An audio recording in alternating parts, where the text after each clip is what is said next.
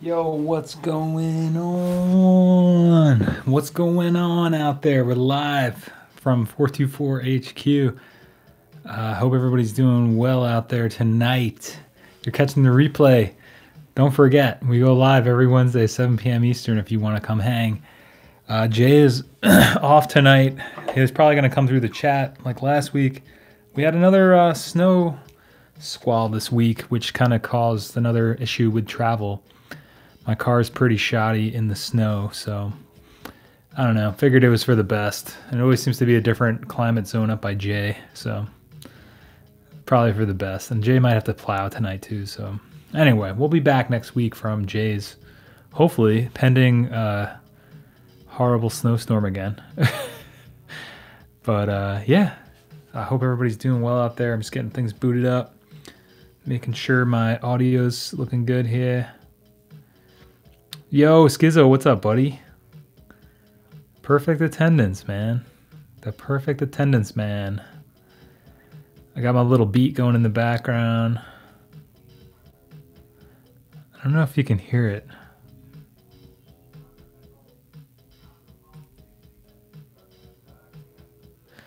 Oh, yeah, there's like a buzzing, huh? I guess I could back it off. Let me back it off a little bit.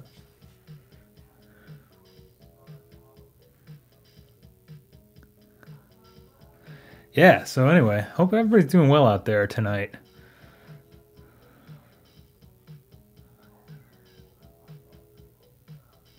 I was trying to get like a little chill beat going. Dude, that's crazy, man. 70 degrees. I don't know. Let me know if the loop gets annoying in the background there. And every time I set this thing up, it always comes out looking different. Anyway, well, what's going on out there tonight, folks?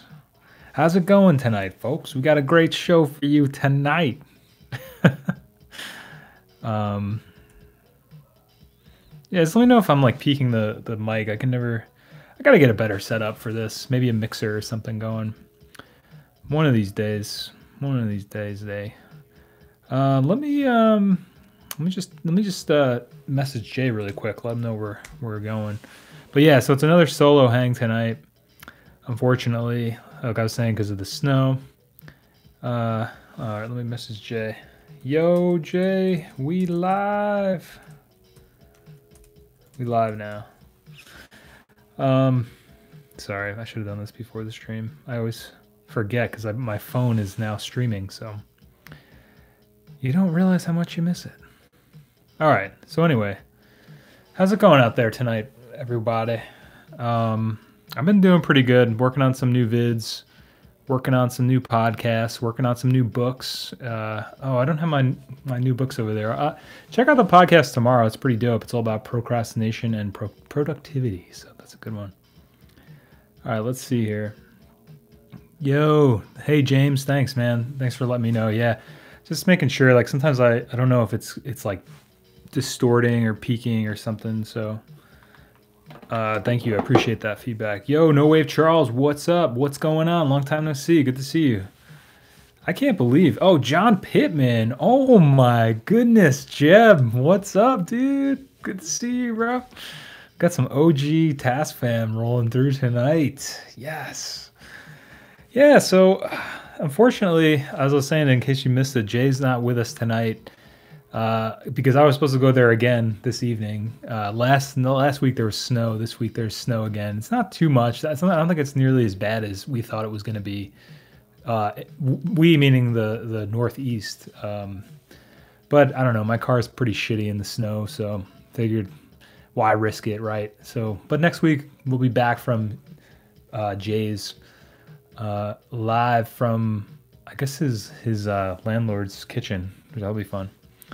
Yeah, so I don't know. Hope everybody's doing well tonight. I just kind of wanted to show up. I didn't want to leave people hanging. Yeah, so let me know. Let me know what's going on with y'all out there. I was thinking about trying to do like a Skype interview, but I just didn't have stuff set up, or I didn't have enough time to get somebody through here. But yeah, one of these days, that's something that's on the list of stuff to do. Yeah, so Yeah, I mean, it's going good. I've been thinking a lot about some things with the channel, some changes I want to make, some things I want to improve upon. So it's going good. I've just been, I don't know, I've just been working, man.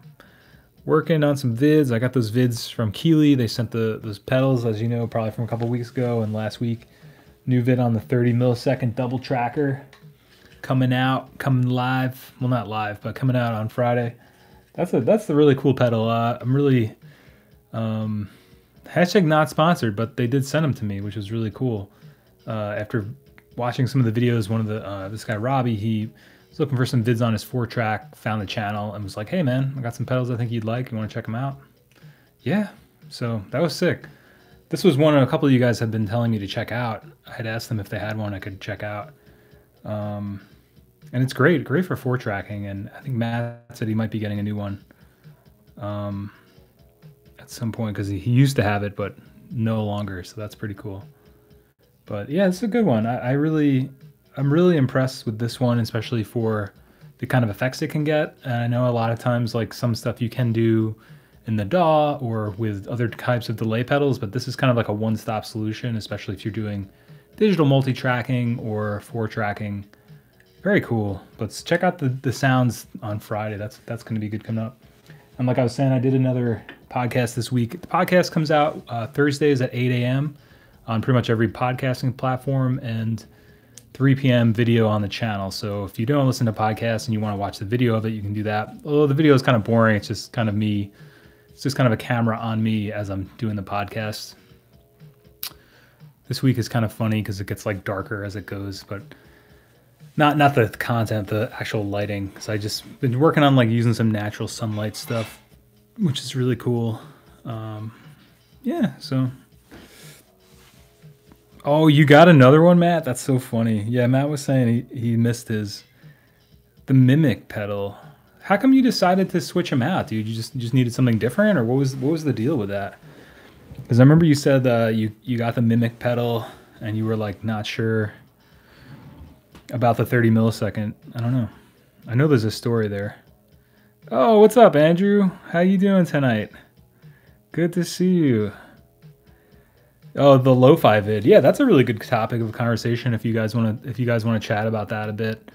On Tuesday, I went back to my old ways and did a 4th video this week.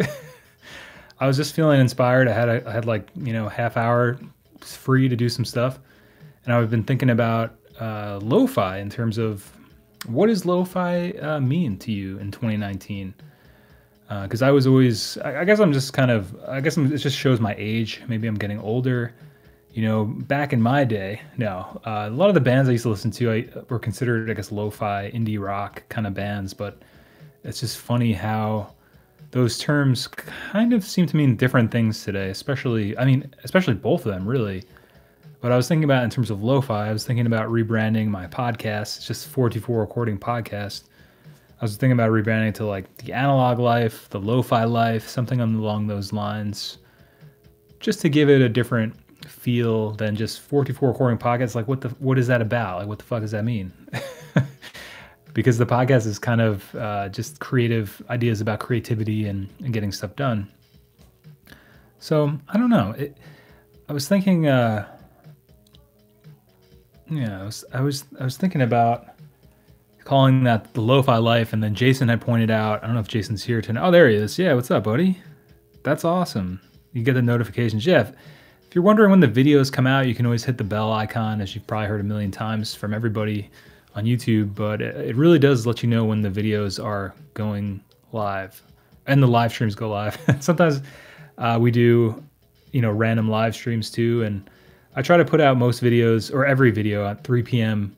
on weekdays if I'm doing a video. So usually I kind of cut it back. I took a break this January from YouTube, and I've been kind of trying to focus more energy on videos instead of making quantity versus quality, right? Instead of, at one point I was kind of doing as many as I could without going insane. And then I kind of dialed it back and kind of got inspired by some other people. Mainly Steven from Noir Blanc V, he's a big inspiration, and James Rolfe, both of those dudes. Mainly because I feel like their content is at least some of James's stuff is more.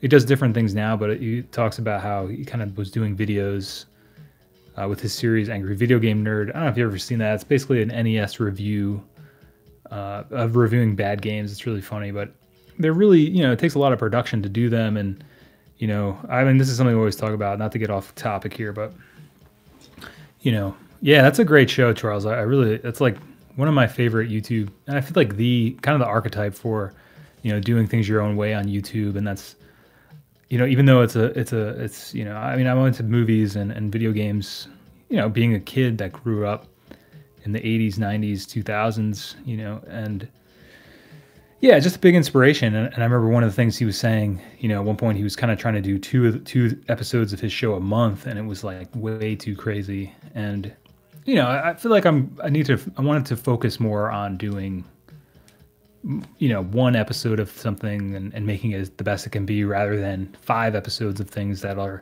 maybe not so, but just glossed over because it's, well, you got 24 hours to do this, or you got a week to do this idea or something. So I don't know why I started talking about this tangent, I guess just in terms of, making stuff on YouTube. But, oh yeah, that's what I was saying. So yeah, turn on notifications if you want, hit the bell icon, but generally 3 p.m., most days. So anyway, the Lo-Fi video Tuesday came out. What does Lo-Fi mean to you in 2019? If you haven't checked it out, it's like a 2-minute video. It's on the playlist, most recent videos.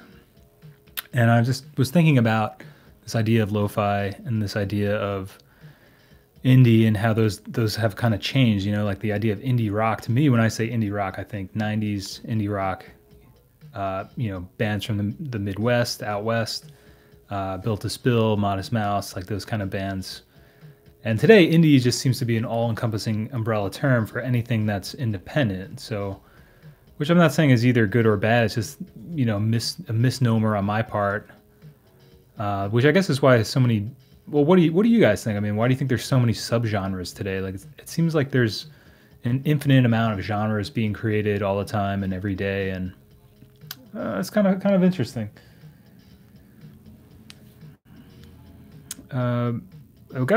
Okay, so Totenkopf, what up? Said you should check out Noisemaker Industry. All right, I'll check those out. I'll take a peek. Well, I wish I could. I want to be able to. Can you guys see the? I wonder if this will reach. Looks like it might. I might be able to mirror my screen over here, or at the very least, we could take a peek. Nice, okay. Yeah, I've been wanting to, getting some streaming software or something and check out things live, but it's all good. Oh.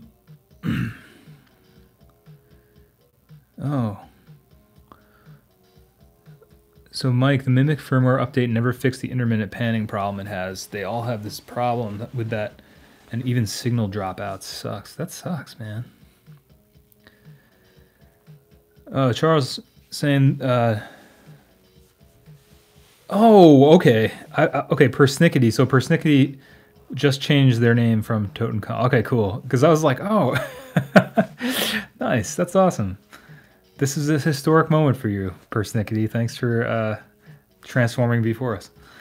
So, Charles said, Mike, I think it has a lot to do with the internet and having such rich access to a bunch of decades of culture. Oh, that's a really great point, Charles. That's a really, really great point. Yeah, it kind of feels like the older terms and genres have exploded. I mean, this is something that's been talked about in the comments of the Lo-Fi video. Basically, Dennis was bringing up R&B and how that kind of transformed into a totally different genre. Lo-Fi is kind of, when you say Lo-Fi, a lot of people today think Lo-Fi hip-hop. Indie kind of is an umbrella term for any band that's not on like a label or a major label. I guess a major label, but even that is like such an old way of thinking about it. Like, do people even give a shit about major label releases now? I mean, it kind of seems like individuals dictate the culture of music, and it you can do anything you want, like much like the channel. It's like I don't really have much affiliation with any bands or anything around here or labels. I mean, Jason and I are going to be doing something soon, but guess what I'm trying to say is like the internet makes it so democratizes everything, and if you want to go do your thing, cool. And I think that's a really good point, Charles. Like there's so much stuff out there, so much access to things. You can, kind of make up your own thing. I feel like that's a really good point, because to me, I guess music evolved. Now I'm going to make some generalizations and feel free to disagree, but I feel music used to evolve in scenes of people actually going to places to watch bands play. Before post-internet, MySpace era, it was kind of the first, well, that's two different things, but pre-internet or like, 80s, 90s, you used to have to go to a show to hear new music. And then in the advent of the internet, it became the scene moved online and you could find bands you like on MySpace, network with people online. So it went from scenes where bands were percolating, they always hear like the DC scene, the Midwest scene, all this kind of idea, where, maybe the bands were similar because they were playing with each other and there wasn't as many perhaps, or, the ones that caught traction or whatever kind of influence each other. Whereas today there's so many things, like even in New Paltz, right? Like, I don't really follow too much of the local scene anymore, just because I'm kind of, I don't know, burnt out, getting kind of old on. Well, that's in my head, but I guess what I mean is, it's not just one. There are bands in certain types of genres, but every single band sounds so different, and there's not like one unified. Like you wouldn't say like, oh, this is a town that's all about jam bands or something. While there are a lot of jam bands and that kind of music that's enjoyed around here, there's also bands like 90s indie rock inspired bands that play from time to time. There's punk bands, like that kind of idea. So it's just interesting how the scenes have kind of shifted to getting really niche and digging really deep down into very specific influences. I don't know. I really don't know where that leads. It's cool. There's so many things being created. So maybe that's the reason why, things have evolved from more general terms and scenes of ideas or genres that meant a specific style of music, like lo-fi bedroom stuff, to now that kind of means almost anything, because most people are doing that in their bedroom. I don't know. I'm not really sure. That's why I made that video, because I wasn't really sure myself, and I wanted to get other people's take on it, because I'm not really sure, what it means, or I don't know. Anyway, hey, Pseudo Sun, what's going on? I noticed that a lot of new music has no guitar. Maybe we can start with guitar-based music and beat music. Yeah. I see that the guitar definitely comes and goes. I don't know what the recent.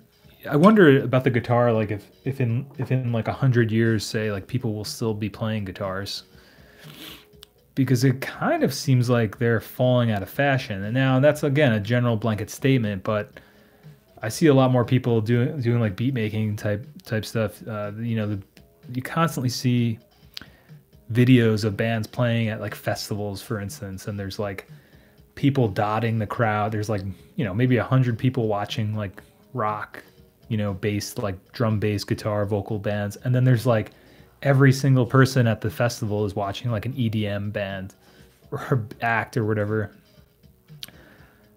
I think it'll always exist to some extent. There'll always be people playing music. Keeping things alive, I suppose, or getting into things that they're into. But I really don't know. It's so much easier for people to, like, lo-fi hip hop, take a couple loops from a track and put some noise on it, and pressing buttons rather than learning an instrument. I think people are always going to do what's easiest for them to do. I think there'll always be people who play and love playing tactile instruments, and I think you see kind of a shift back toward that a little bit. But I don't know. What do you guys think? Persnickety asked, how do you feel about newer bands who are called lo-fi but they do all of their recording on computers, as opposed to bands like GBV and Sedo? Yeah, that's exactly what I was getting at in that video. What does lo-fi mean in 2019? Because when I think of lo-fi, I think of bands exactly like those bands. Guided by Voices, Sebadoh, Beck, early Beck stuff, Pavement, Neutral Milk Hotel, Elephant Six Gang, all those kind of bands who were actually recording on 4 tracks and kind of just had the aesthetic because they were you know, the outsider kind of music. And I don't know. I mean, I don't know if you necessarily have to record on like a certain format in order to be considered lo-fi. I guess I feel like lo-fi is anything that you're just kind of have access to and try to make it work. But I do think it's, I mean, I guess anything, I mean, I think I almost feel like everything to an extent is almost lo-fi today, because most people aren't recording in like a hi-fi environment. There's some people who are trying to make hi-fi sounding things, I suppose, but it's interesting. It's almost like everything is one big melting pot now, because even like hi-fi or like pop music, modern pop music, uses lo-fi elements in the things that they do. So that's a really interesting question. I think if it carries the vibe and the aesthetic, and I think Jay was saying at one point, lo-fi for lo-fi's sake is kind of lame, you know, like just kind of doing, like I feel like there's a certain element of lo-fi that's like you're doing it because of what you have access to, or because you enjoy the sound, not for just like a aesthetic points or something. I'm not sure, you know, because I have both hi-fi equipment and lo-fi stuff, and I just tend toward enjoying the sound of lo-fi stuff, and I think it fits the stuff that I do, and I just enjoy the workflow better. That's a really good question. This is something exactly what I'm struggling with and trying to find out and think about. I don't really know, because I've just found that for me, in wanting to rebrand the channel toward, you know, something that's more encompassing, or even the podcast, you know, to make it more specific. Like I was saying, calling it the Lo-Fi Life. I was talking about this with Jason. You know, a lot of people think when they hear lo-fi now, they think of lo-fi hip hop. You know, if you search lo-fi on YouTube, you know, most of the stuff that comes up is all lo-fi hip hop oriented, which is, I'm not saying is neither good nor bad, just that I think the people like that want to find, you know, like the 90s kind of idea of lo-fi can still find it, and the people that maybe, you know, I don't know. The only thing for me, I just didn't want to have the wrong name associated with something, right? So it's like Jason was saying, he's like, well, if you call it the Lo-Fi Life, people might think this is like a lo-fi hip hop. This is a podcast about being a lo-fi hip hop producer or something. I'm speechless. I don't know what to think about it.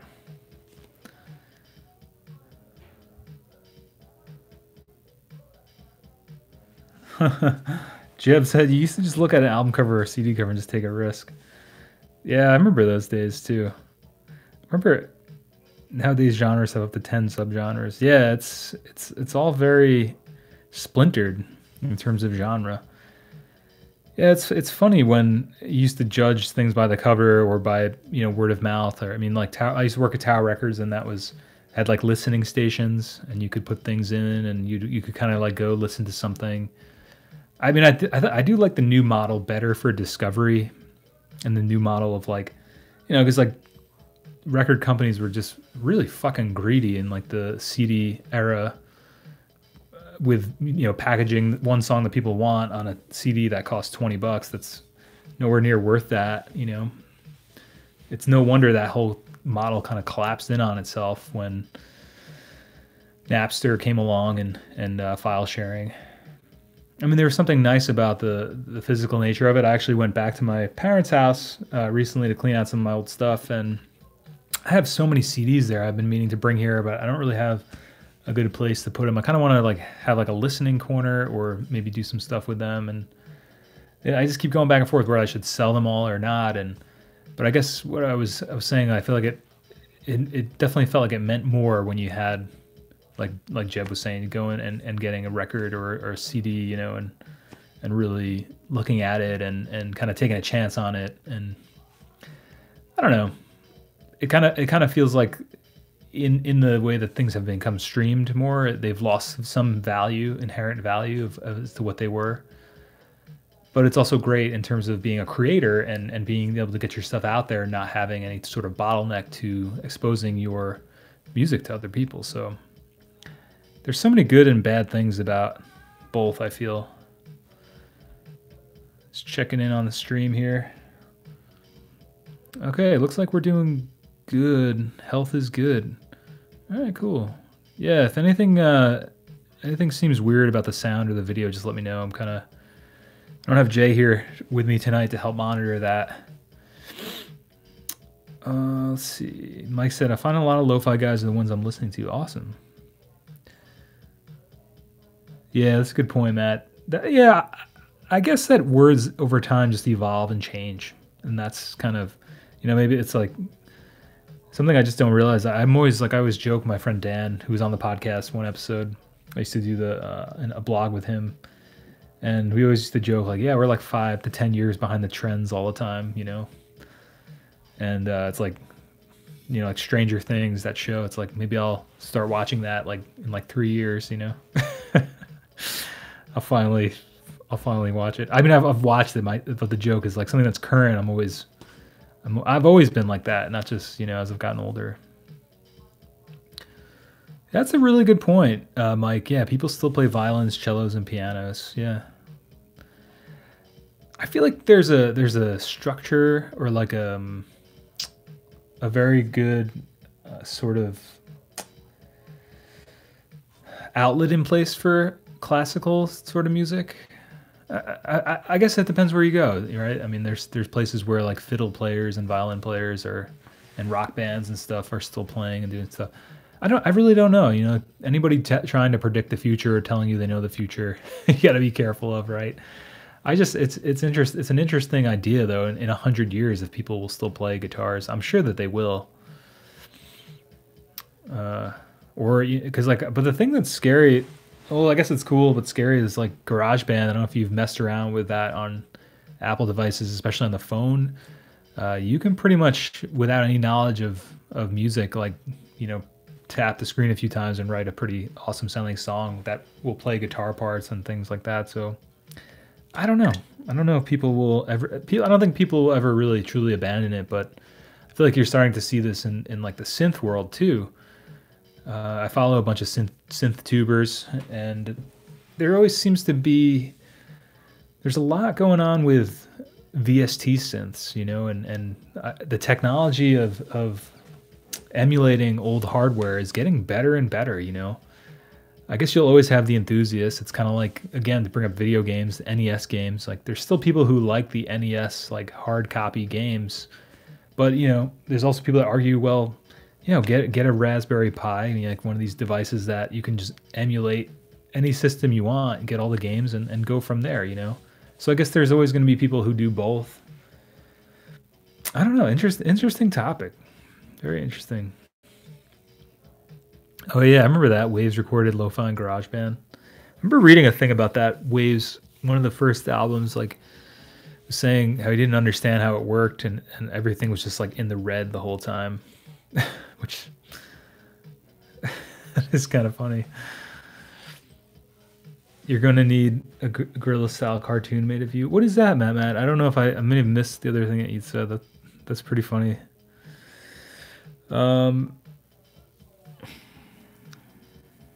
Oh, and through the 36 chambers. Yeah, that's it. Yeah, I remember hearing something about that being mixed on a Porta Studio or have elements of 4-track. I feel like, is that considered lo-fi hip-hop? I mean, it's definitely lo-fi. It seems like, I guess it is. I guess it's kind of like the granddaddy of all that stuff. Well, that's something I've always enjoyed about Wu-Tang production is exactly that. How lo-fi the elements of lo-fi that are in those recordings are really amazing. It doesn't really sound like anything else, or at least that I know of, hip hop wise.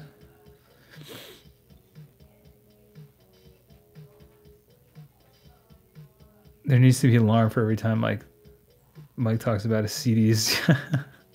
Yeah, I don't know what to do with them, man. I've been thinking about getting those CDs. Favorite band or artist? Oh, Elliott Smith alarm. Nice. Yeah, I gotta get those. I got the. We'll have to get a whole table of them. Jay Reatard. Yeah. He definitely. A lot of the stuff I've heard. Totally. That's kind of the same exact lo-fi tone vibe. I really like. I've heard about his process a little bit, talking about, you know, how he used to write, you know, a song every day for a week and then go back and work on the one he thought was the best. You know, I think that's a testament to quantity over quality, and then kind of honing in on those ideas. You know, because sometimes just getting those ideas out really quickly is the best way to go about it. Lightning in a bottle. Man, art is bread. That's a great question. Favorite band or artist? Yeah, I know Gorillaz is a music group. You can draw on it. Yeah, I don't know. I feel like I missed something. Oh, I think it's because I'm in top chat. This shit, man. Favorite band or artist? I don't know. I mean, that's such a good question. I don't know if I could name. I mean, I guess Nirvana, you know, but that's kind of a cop out, right? That's like, what is it? That's like side A, track one of, I don't know, that high fidelity quote. I'm trying to think of stuff that when I heard it, it was like super, it was like a landmark listening experience for me. I don't know. I have to think about that. Oh boy. He did it. Matt did it. Matt did it. Yo, Twin, what's going on? What's going on? Yeah, I agree. Mike, there is something special about somebody's mask. All right, hold on. I got to get the alarm, guys. We got the alarm going off.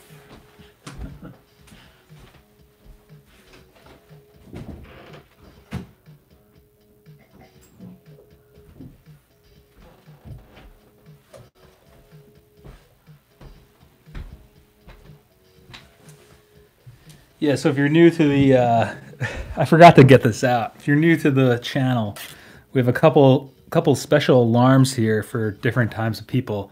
For some reason, Kevin Shields, regardless of the topic of conversation, the time of day that we're streaming, always comes up in the conversation of this live stream. So we have this circuit band alarm clock that Jay built.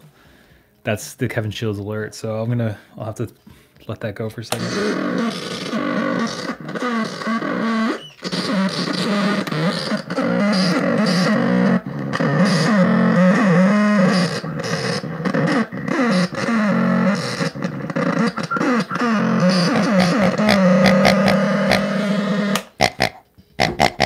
And the pig is the Mac DeMarco alarm. So yeah, we'll have to get an Elliott Smith one. For sure. Did you guys mention somebody else? At least, the CDs. Yeah, I'll have to get something else for those. But yeah, that's kind of our thing around here with the different people that come up. For some reason, Mac DeMarco and Kevin Shields. I want to hear a collaborative album by those two. Both of those guys are always mentioned. So I guess it comes with the territory. Yeah, both great lo-fi sounds. Oh yeah, the tambourine. I have that in the other room. That's a good call, man. Man, yeah, Elliott Smith's definitely one up there on favorite band or artist. Art is bread. Man, you know, that's so funny. I'm trying to think.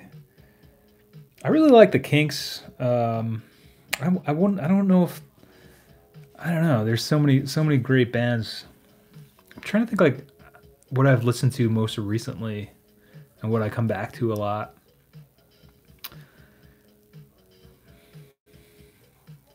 I don't know why that's such a brain teaser for me. I gotta make like a list. Favorite band, man, that's really tough. Really, that's a really good question. I don't know. Is there any way? Do you guys out there have like a single, like when you think of favorite artist or band, is there like a single favorite artist or band you can name like off the top of your head? I don't know why I'm struggling so hard with this. I do like Nick Drake. I have listened to them. Oh, dinner's ready. All right, do it up. Oh, they squeeze a name when a famous musician name is dropped. Oh, they squeeze a horn, yeah. Oh, they have one. Okay, that's good to know. Okay, so yeah, I mean, that's like Nirvana was the first one that came up for me too. Yeah, definitely, I could hear that definitely Jason's big Sonic Youth Yellow Tango fan. Yeah, I guess I do have, you know, favorite artists. You know, that's what I always think of. Modern Baseball, Joyce Manor, nice.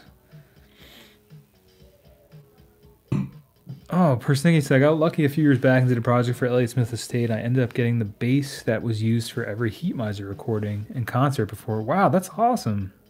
What was the project? Was it like a documentary or mixing or something of some old tracks? That's awesome. That's a piece of history right there. Yeah, I did a review of Roman Candle on the channel probably last year and talked a little bit about the Heat Miser stuff. And that's like a really, really fun history to dive into because it was kind of at the tail end of Heat Miser when that, I think it came out before the last Heat Miser album, Mike City Sons, I believe. And it's just really interesting. Like he's kind of working on that, but wasn't really showing people that. And then that kind of became more of the focus, I guess.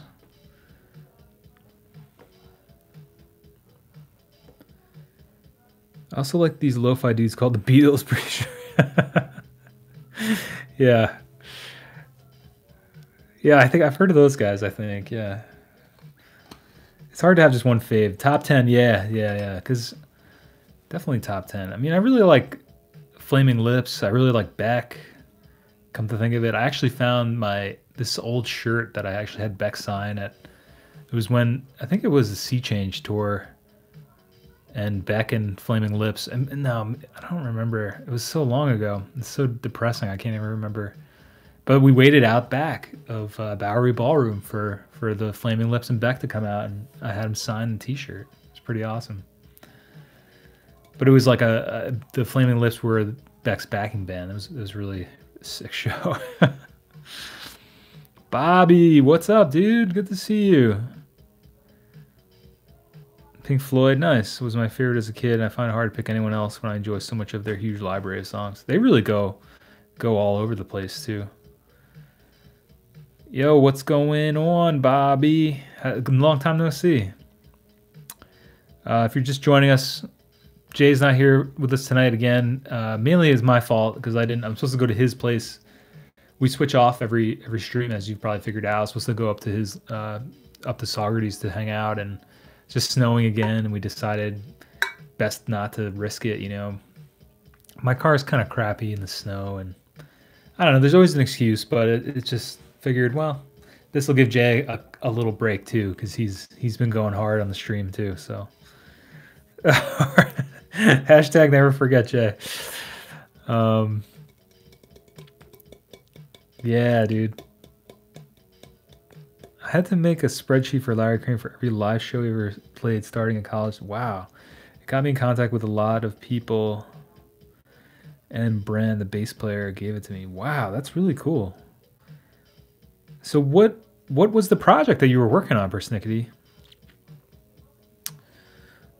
Yeah, I'm over the winter too, Andrew. It's been brutal, man. Like, it hasn't even been that bad of a winter, but I used to really enjoy living in the Northeast, but this winter especially, for some reason for me, the past 2 winters have been very brutal on me personally. I think just because of the lack of sun. I really got to get one of those lamps people have been telling me about, but it's just miserable. I really want to start spending my winter somewhere warm. I think if it's possible, it'd be cool to like hang out in Utah or out west somewhere in the desert in the winter, maybe California or something for a couple months or even a week would be great. But yeah, I'm over it, man. Really over it. But hey, it's been pretty mild here. I really can't complain. There hasn't really been too much snow. Hasn't been too cold. So yeah, Skiz, I can't believe that 70 down there. It's like that's 72 in Texas. Nah, you guys, that's crazy. But Mad makes a good point. Mississippi only has 2 seasons, hot as hell and heavenly. What's the breakdown of those seasons too? Like, give us some months on those. Swerve Driver, one band I wanted to continue was Seed. Their album was Ling. One band I want to see was, huh. You know, I've heard of Swerve Driver. I don't know if I've ever actually listened to Swerve Driver. I'll have to check them out, Pseudo. Hitting a record snowfall in Idaho. Wow. You must be getting all the snow out there. In short, almost 3 weeks. Haha, the heavenly bit sounds lovely. So what is it, Matt? Is it like... I'm assuming the summer there is really bad. But when is it really nice? I guess this time of year, it's heavenly. So what do you think, like September through March or something? It's really nice. Personally, he said Larry Crane wanted to make a file that kept track of every show he played. It was supposed to be put on the Kill Rockstars website for some reason. It never got used for the public. Oh, that's whack. You should put it up somewhere. I'm sure if you had a site or like, I would be totally interested in checking that out. That sounds awesome. I would definitely recommend. I don't know if possible. You should definitely put it up somewhere. The album Mezcal Head was good. The guy played a really good. I gotta check them out. Oh yeah, Wisconsin has been brutal too. I feel like there was like a shift more in that direction with the snow this year, because you guys have gotten it pretty bad. Seasons here, 6 months hot, 6 months hot. Okay, that's really not bad. Outside shows are the best. I agree, Bobby. Yo, Mr. Basic, what up, bro?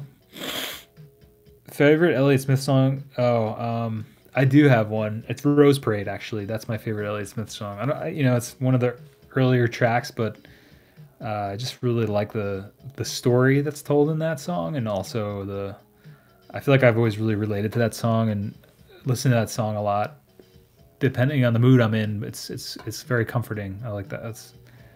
But there's so, I mean, it's so hard to say though. There's so many. Man, this is making me want to listen to Elliott Smith. I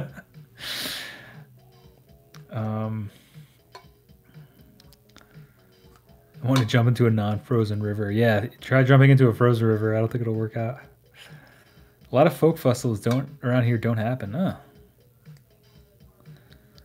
Angelus, nice. Baby Britain, hell yeah. Yeah, definitely email it to me. That sounds awesome. I'm sure that's, yeah, that I would love to check that out. I could put it on the forum if anybody wants to check it out. If that's cool with you, of course. Oh yeah, I mean Baby Britain for sure. I really like a lot of the songs on From a Basement Under the Hill, or From a Basement on the Hill. I always butcher that name. There's some really cool songs on that last album. But I definitely partial to. I don't know. Just it's really cool, like the listening to his stuff in sequence. You know, I mean it's always cool to listen to bands, stuff like that. But the evolution of, you know, going from the more folk oriented things to these more like full rock production stuff. I've watched so many videos on Elliott Smith on YouTube. There was one, I forget the channel. There's one person who's kind of cataloging a lot of his performances, and like a lot of the talk show performances are really fucking sick. There's a couple concerts. Yeah, there's a lot of good stuff to dive into out there. Bobby said, I fucked up my guitar paint job. I wanted to relic it a bit, so I burned a small bit of paint, chipped, and came off and looked cool, so I decided to do more. That sucks, man. I once bought a guitar. I don't think I ever had it on the channel. It was like my red Stratocaster. I sold it. But it was the same thing. A big reason the guy sold it was because he tried to relic it, and it just didn't come out the greatest. It wasn't the best looking guitar, but I got it for a good deal because the guy was like just trying to. It was like a really nice guitar, but he like fucked it up and then just wanted to get rid of it and sell it. So I was like, all right, I'll take it. No, Warren L. I think that's quite okay. I don't really understand relic guitars either. I feel like it's kind of the idea, like the fake patina idea of like why would you want to buy a guitar that's been fucked up? It's like, I think the whole fun of it is to fuck it up yourself, and by that I mean play the shit out of it. it's like jeans, you know, like now they make jeans where they're like falling apart and there's huge holes in them. Like, I mean, yeah, nitro finishes. That was like the guitars I had. It's like wear you know, let your jeans naturally fall apart themselves. Like, I don't know, when you try to like, there's always it's just an element of it's just not genuine. I feel like stuff that's genuinely fucked up over the years is really cool. Like a pair of jeans that's like it's broken in, you've worn it so many times, the knees are ripping out. Like that's fucking sick. But to just go and buy some pair that somebody like fake fucked up, like I don't know, it seems kind of silly. I get it, but I mean, I get why, because it looks fucking cool. But and it's cool when you see something that's like really well broken in and feels really nice. But I think part of the amazing part of that process that you don't get to see is the breaking in of that stuff. Hopefully we don't start any shit with Bobby. I hate Relic Guitars, but mine was glossy, so I wanted a matte look. Oh yeah, you gotta get that nitro, baby. Travis, what's up? I relicked my fridge 2019. What's going on, Travis? Relic bass Justin Metal Johnson Mustang, huh? Yeah, the relic thing. I don't know. That's a great. You know what? Thank you, Warren. I want to do a video on that. Maybe I'll take a snippet of this too. I wish Jay was here to weigh in on this. Jay, are you out there anywhere, Jay? We'll have to ask him. Maybe next week we'll do Jay, what's up with that segment? Matt can ask, what's up with Relic Guitars, Jay? Or Relic Guitars. Jay, what's up with that? Hashtag never forget, Jay. I saw a video. Oh, cool. Go back to Elliott Smith, Art is Bread. I saw a video where he played Waltz Number 2 for about 10 seconds and quit and said he couldn't play that song anymore. Oh, I think I've seen that video too. Yeah, that is really that is really sad. I don't know why I'm laughing, or I laughed. I think just the idea of that is kind of, I guess because I get it. I don't know.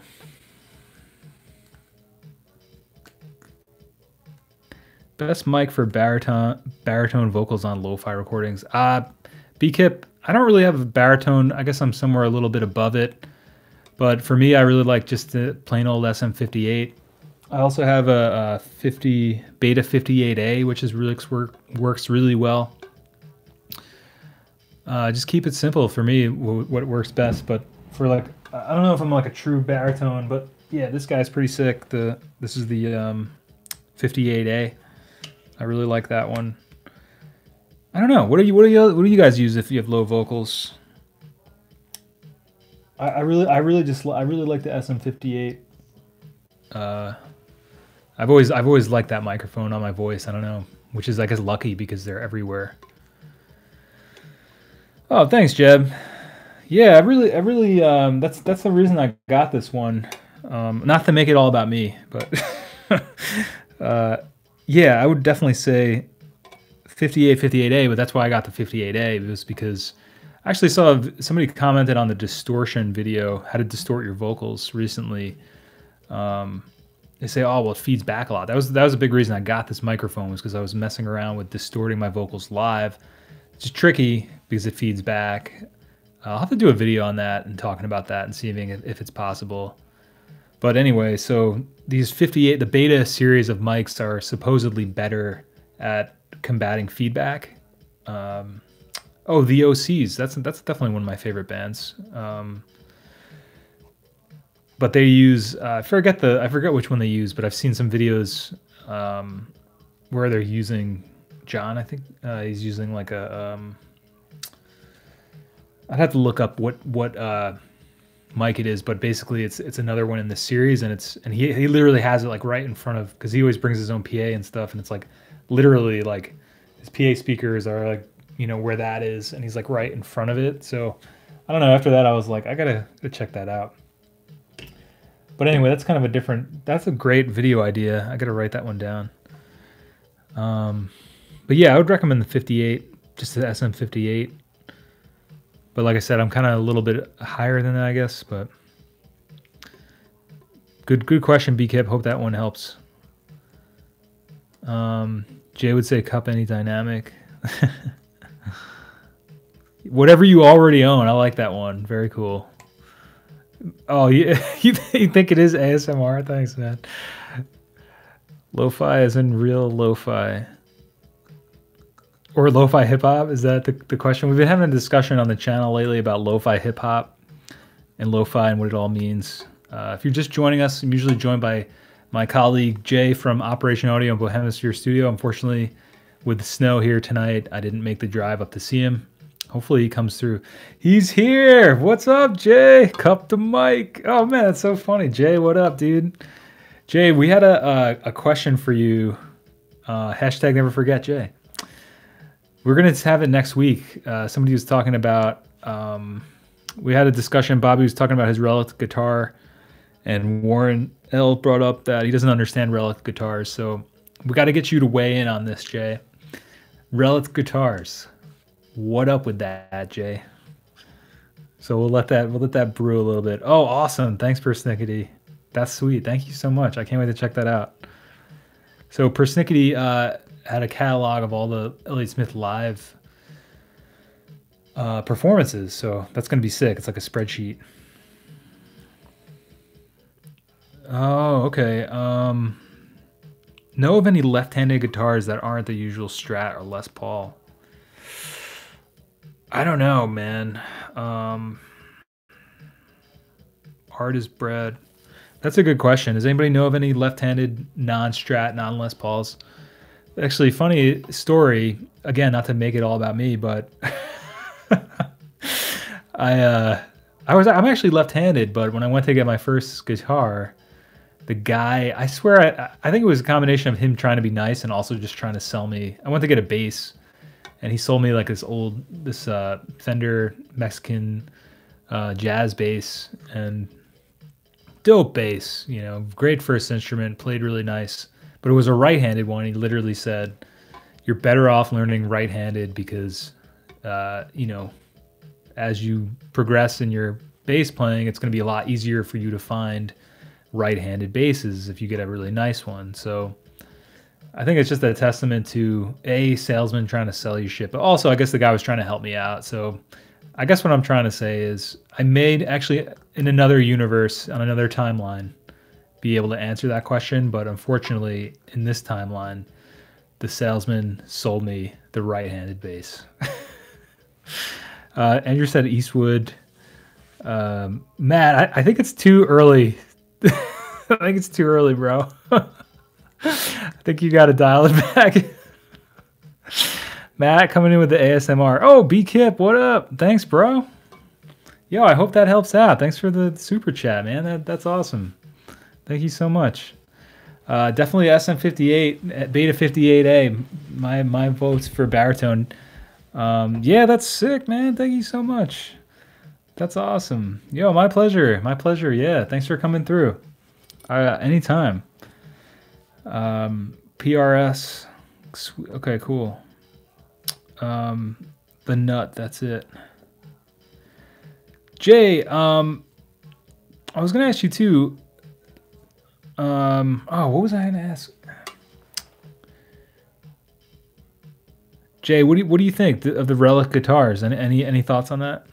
Thanks, B-Kip. That's fucking sick.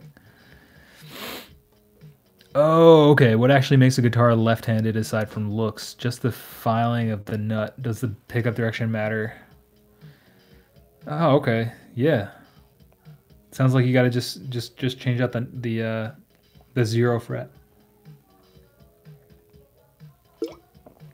Man, what can I do with that $5? That's gonna be sick. I'll have to get to do something good. Thanks, B.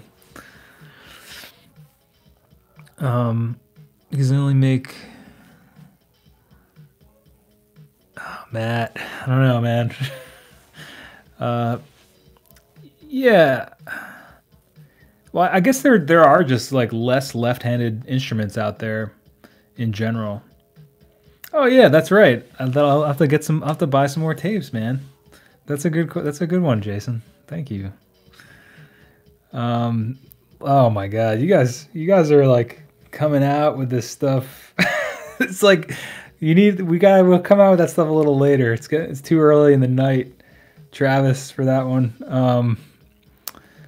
I'm digging the pedals, Bobby. I'm assuming you mean the ones Keeley sent. They're fucking dope. I was talking about the 30 millisecond double tracker earlier in the stream. Really, really cool. I'm really super pumped that they decided to send this one, because originally they were going to send the Hook Reverb and the Rotten Apple. Both really sick. But I was asking about this one because a couple of you guys had mentioned this to me. And this is a really sick pedal. Hashtag not sponsored, but I mean, they sent them to the channel, but I just, like, any gushing that I'm doing about this is genuine. It's like, it's a fucking sick pedal. There's a video coming out Friday. Peter was asking me to do a video on all like the different modes of this thing. And it's, I don't know, check out Friday. It's going to be a really good one, 3 p.m. Eastern. All the different modes of this guy. And I'm really, really digging it. I'm working on a Trash or Fantastic episode for the Rotten Apple, which is ironic because this pedal is fucking dope, and a lot of the ones I've checked out are not as dope. So that's going to be a fun episode. I was meaning to give Jay back his drum machine tonight when I saw him, but I think I'm going to wind up maybe making an episode on that as well. But yeah, to answer your question, pedals are great, man. I've been finally had some time to really sit with them. I really feel like this one is going to be one I jam out with a lot now. It's just such a great flavor, and it's based on a Big Muff. I was telling Matt, I think the V5 Smashing Pumpkins Rotten Apple. That's why it's called that. And I don't know if that's in the shot, but it's just really good, man. It's like super. It's really easy to dial it in. And then the hook, I gotta explore a bit more. It's got some other settings on it. Definitely the one I've explored the least amount. I gotta do more on this one. But yeah, this is really cool too. I was watching kind of the videos on it, and it's I guess very different in terms of the algorithm they used, because it's obviously a digital pedal.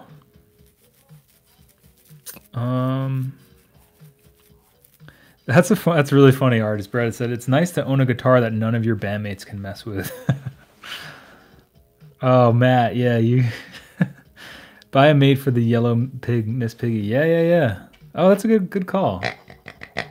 I actually got this at Sean's a couple of weeks ago when I was up there. I guess that was probably over a month now. He had this in his closet, and as Jay knows, which is funny, we go to this gas station in New Paltz, or when it was nice out, we used to walk around after the stream and chat.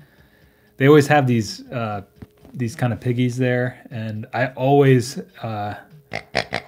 go and test it out when I'm at this gas station. Don't ask me why a gas station has a bunch of like piggy toys, because this one is supposed to be for like dogs, but the ones that they have there just seem like they're ones you put on like your desk at work, and I always go by and test them out. But so when I saw this at Sean's, I was like, I need that. And then I made that Digitakt video about it. Have you seen that one? There's actually a drum pack, which was, I don't know, pretty crazy that I made that, but it was fun. I wanted to do it. Oh man. Jay, that's a good way to do it. Put your foot down. None of my bandmates fuck with my guitar rig. They have been warned. You know what? I really like the slapback on this one. Bobby's saying he really likes Abbey mode, which is really cool. The slapback really gets that like Lennon-esque vibe to the vocal. I don't know. Check out Friday. Friday, big vid coming out on that one. Big deep dive. Yeah. The double tracking. Jason said I always tend to double my Vox. That's what I was getting at with that one. Is like, it's perfect for, four tracking and digital multi-tracking. I mean, obviously it's easier to do that kind of a thing in a DAW, because I could see somebody's argument being, oh well, why do you need like a double tracker for when you could just double track stuff? But or move it over slightly or just add effects in post. But which I guess is sort of valid, but this thing, like, it's basically just like a one-stop shop. You can dial it in really quickly. There's actually also some sort of professional mode that I haven't even messed with. I think when Jay and I were looking at these, I think he had opened this one up, and there was like some switches we were talking about or something, and I didn't really know what they were at the time. But there's some other mode, secret mode with this. Excuse me. But yeah, that's what's sick is like, it's kind of a one-stop shop, especially because, you know, with like bouncing shit down and recording stuff and doing 2 tracks. It actually also sounds really good. In the video you'll see on Friday, like I did all single tracks and single track effects, but then also did double tracking the vocals and then affecting both of those. And it sounds really good, I think. So, yo, B-Kip, thank you. Thank you so much. I hope that was helpful. Thank you so much for the $5 super chat. Really appreciate it, my friend. I'm definitely gonna get maybe a mate for the we need some new alarms here. Matt was saying we need an Elliott Smith alarm, which I agree. And Jason was saying we need some kind of CD alarm. So we'll have to look into that. But thank you so much, B-Kid. Thanks for coming through. I called the repair shop about my amp. He said no because it's homemade. He sounded afraid of shock. Oh, geez. That sucks, man. Matt had made his own amp. I've never heard of that happening before. Yo, what drum machine mic that you borrowed from Jay? Oh, it was the Auto-Vari 64 by Hammond. I was actually going to set it up in here tonight for some background beats, but I just like didn't have the time. I just had my Digitakt here, so I decided to just bump a little loop in the background. I don't know if you guys can hear it, but just when I've been watching some other podcasts. Joe last week or 2 weeks, I think last week he was like really, he hasn't come through in a while. He made the video for Just a Trick and Horizon. When I did that experiment with the cassette tracks and the digital tracks a few months ago now, easily a few months ago. But he was, you know, he recommended some stuff. He was checking. He sent me a video about these guys and their podcast, and I was like, that's really cool. These guys are definitely doing some next level stuff. So I wanted to try to. They have like a little track going on in the background. It sounds pretty cool, just to kind of give it like a little, you know, little background noise or something.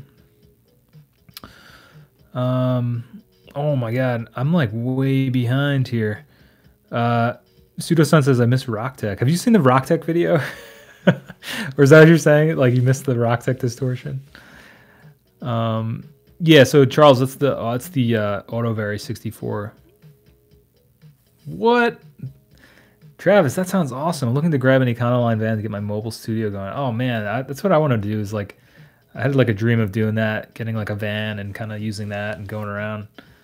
I wanted to do that eventually. That's what I have my idea, my sights set on for the 50 states, 50 songs, 1 4-track project. I wanted to like gut like a van and just drive around and record. But a guy can dream, right? But that sounds awesome, Travis. Definitely, I'm sure you'll post some pics on the Instagram for that one if you haven't already. Mike, does the Rotten Apple have as much gain as a muff? It didn't sound like it in the vids I've seen, even yours. I kept the gain pretty low. I think this is the setting I had it on. Yeah, I kept it pretty low. I don't think it's very different than it's very far from like a traditional muff sound, which is I think what I like the most about it, because I don't know, I've had a few different big muffs over the years and they're hard. I've always found them hard to use. Maybe it's just for the stuff that I'm doing, but especially live, they've. I mean, you know, that's what it is. Like the big muffle. You know, it's like it's very hard to get. I've found personally, it's hard to get them to cut through, and they've always made my sound disappear when I used to use them. Love them, you know, love the concept, love the look, the size, and everything, but. Yeah, this thing is sick though. It's like it's hard to find like a bad sound on this. I gotta do a deeper dive on that one too. Rock Tech, yeah, I want to get the vibrator from Rock Tech. It's called the Vibrator. It's kind of weird, but I made a whole joke about that in the Trash or Fantastic episode about the Rock Tech distortion. That thing like tripped out for a second. I saw it in that corner of my eye. I'm just checking some stuff over here. Oh, I'm gonna put this up. Yo. Oh, there it is.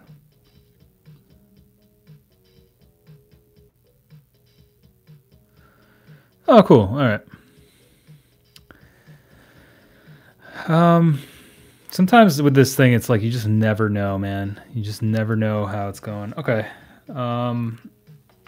Yeah, Rocktech. If anybody has any old Rocktech pedals they want to send to the channel, please send them. What do we got? It's PO Box 151, New Paltz, New York 12561.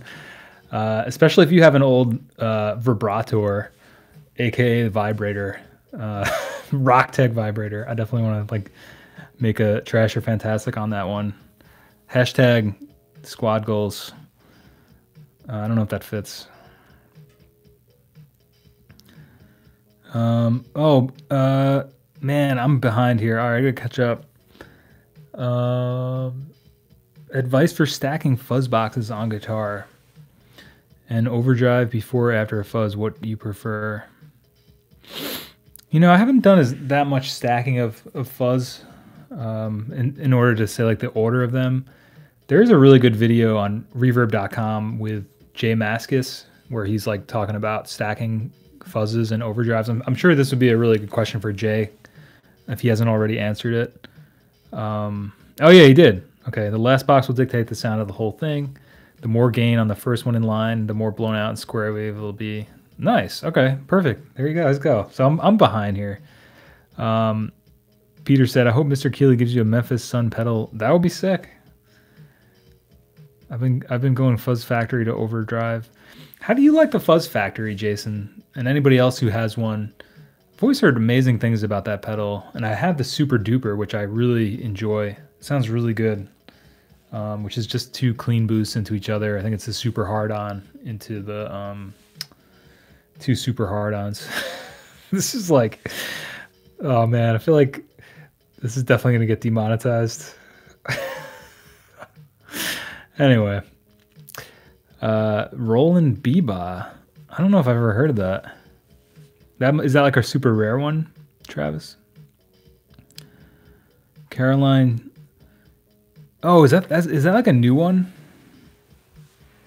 It sounded like crap after overdrive. I used to have the Caroline,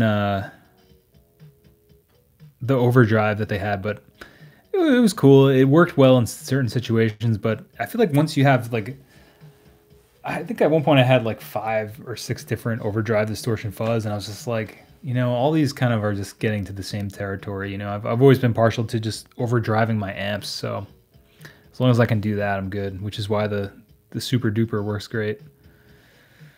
Elliott Smith Tambo or Shaker, yeah. Digitakt it. Oh, that's perfect, Matt. Why didn't I think of that? That's brilliant. Yeah, just put them on here. That would be awesome.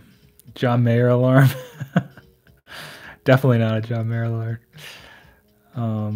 Yo, Andrew, thanks for coming through. Good to see you. Oh, you're making an amp. That's awesome. Yeah, send some pics, man. I would love to see that. The second one, awesome. That's so sick. Yo, what's up, James Beantree's coming through. Good to see you. Man, this is awesome. I know it's getting kind of late.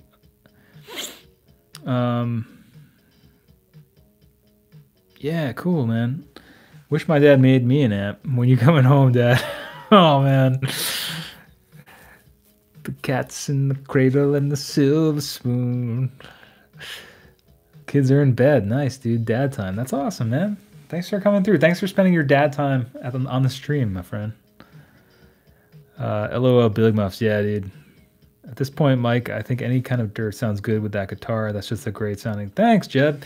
That's how I feel too. It's like, I think once you find the stuff that you like, I really, yeah. I mean, and also, honestly, it sounds, my favorite distortion is the Sans amp. I have like an original Sans amp. There's like a reissue one. I'm not sure. Maybe if I can get the reissue, I can do a comparison, but I got the Sans amp original, I guess 90s one, and it's fucking sick. It's definitely the sound. That's the sound on Me and the Machine, the first Be Cool Cowboy thing I put out. Pretty much any distortion you hear on those records, like the Be Cool Cowboy stuff, is all Sans amp, I think. Let me think. I think so, yeah. Yeah, pretty much. So I'm really personal about it. Thanks, Jeb. Yeah, I think it's a testament to just getting yeah. How's your guitar come out with the silver tone or the with the pickups, man? The lipstick pickups. I know you were working on one. I don't know if we ever got a final say on that. I've been meaning to I was meaning to look up oh, that's what it is. Okay, let me new tab. Let's check out these noisemaker effects. Is that it? Oh, we have a loveless effect. Uh-oh. Uh-oh.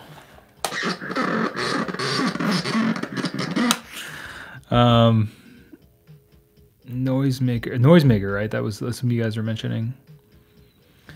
I think I can put it over here. I don't know if it's like... Oh yeah, they got like the Get Your Radiohead On Kid A one. They have a Loveless one, Nebula, Karma. Okay, cool. Arcade. Huh. Interesting. Very interesting. I'll have to check out some stuff on these. I know a couple of you guys were saying they're pretty sick. Awesome. Let's check out the About page. I don't even know if you guys can see it. It's kind of weird cranking my neck around. Yeah, big muffs. Talking about those big muffs.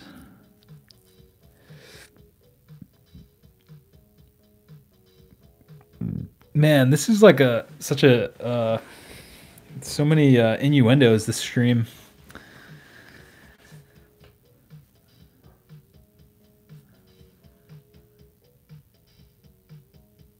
Wicker Big Muff and DIY Big Muff. What do you think of the Wicker one, Bobby? It can sound good. Fuzz after a reverb can be really cool.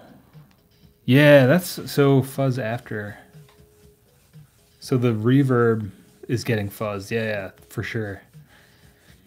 I really like getting fuzz tones going direct. Yeah, hell yeah, dude. That's for sure. That's that little guy right there on my desk, if you can see him. Now this just seems like I have like an ad up about these guys. I don't even know if that's in the shot. It's so stupid. Oh, it is. Wait, is it?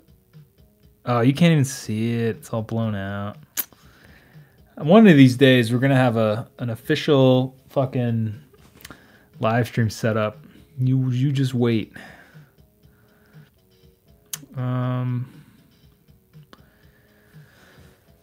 Deluxe Big Muff. Sweepable control.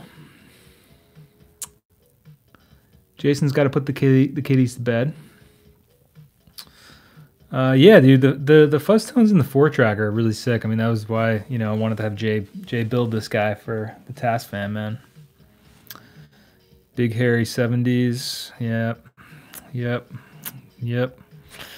If your fuzz has a germanium transistor, then it needs to be the first pedal your guitar sees. Oh, what's the science behind that, Peter? I don't know if I've ever encountered that personally.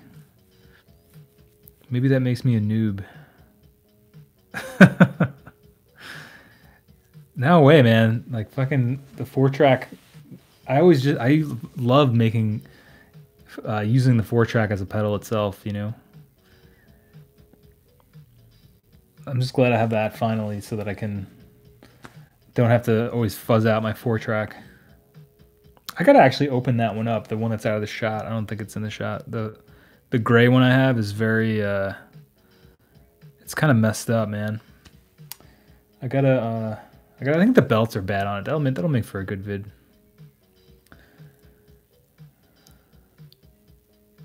Oh, fuzz factor is pretty hard to dial in for playing out, but I've been using it a lot for recording. It will likely be all over my next release.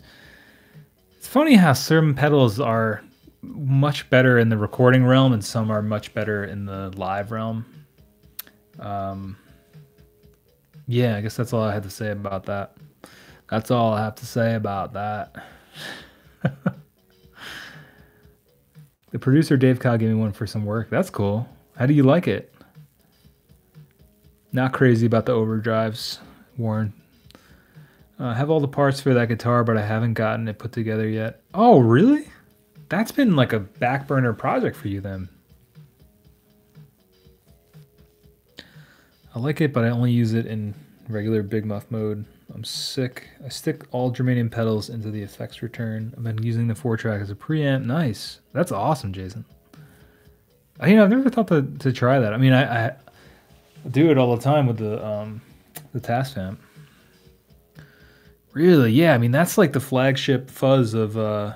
Travis said it's the raddest fuzz, the flagship fuzz of ZVEX, right? I mean, that's like kind of the main. The main. I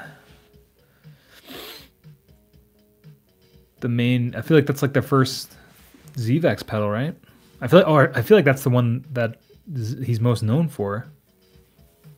Because I was thinking about that in terms of, I made that video about how to start a pedal company. I don't know if you guys saw it, just based on, our explorations with the Kickstarter and stuff. And when I was making that one, it just kind of seems like a lot of the pedal companies all start with one that's really kind of becomes their flagship, Yeah, I really want to check one of those out at some point. My buddy had one in another band at one point, and I always thought his guitar tones were really cool. Oh, Peter said germanium transistors don't like any buffer in the chain, plus they clean up great with volume in your guitar. Yo, wait, germanium don't like any buffer. Oh, okay. Good to know. I don't know if I've ever had a germanium transistor pedal. Yo, I will play bass on your stuff, Jason. Send it over. Oh, the Fuzz War. I think that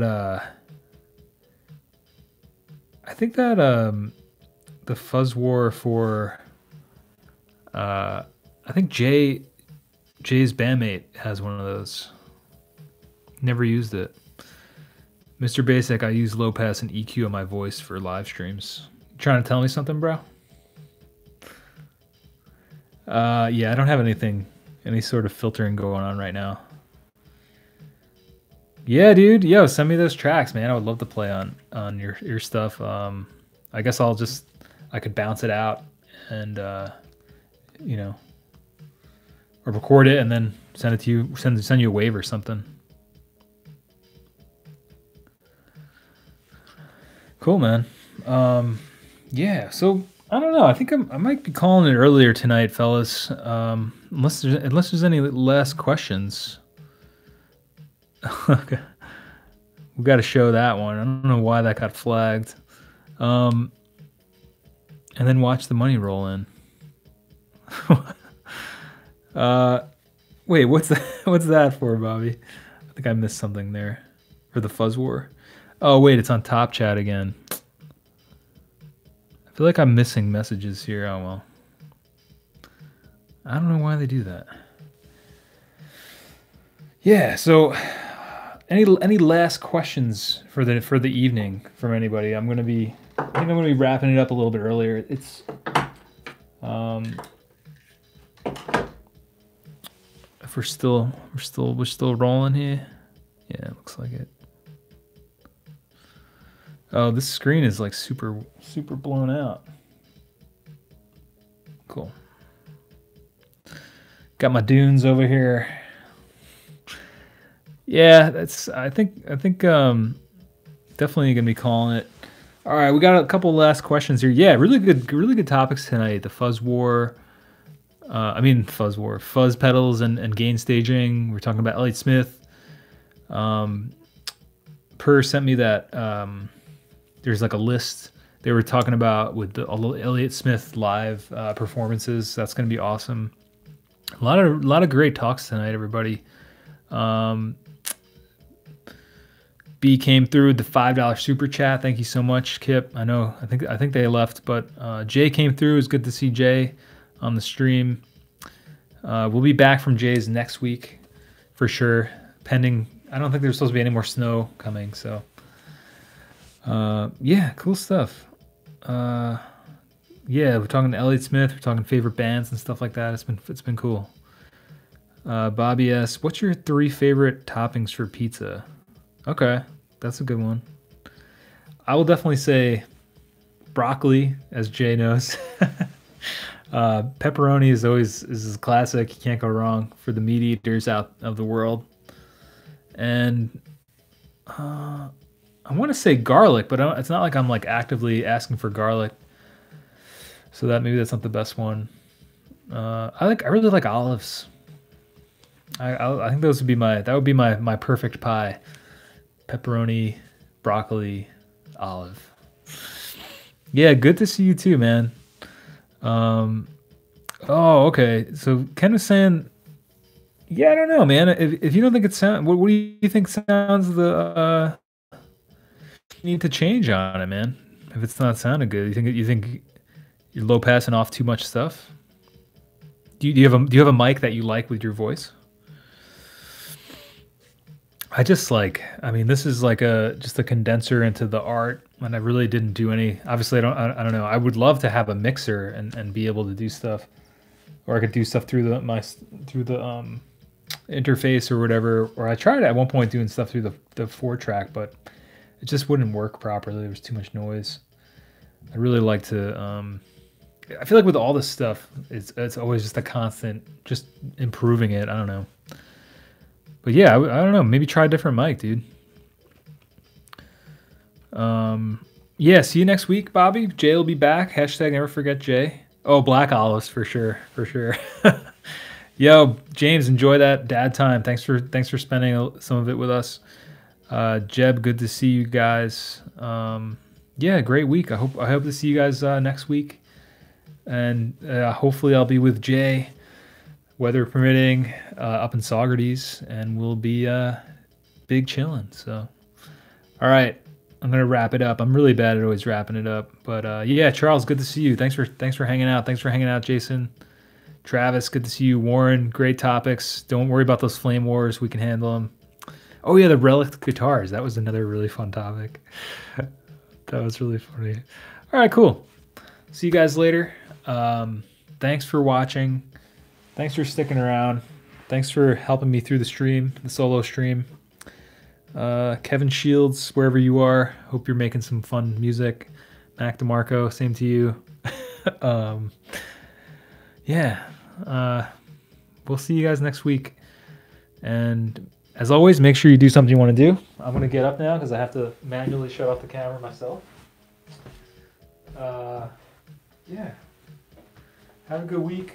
Podcast tomorrow is procrastination for any of you procrastinators out there.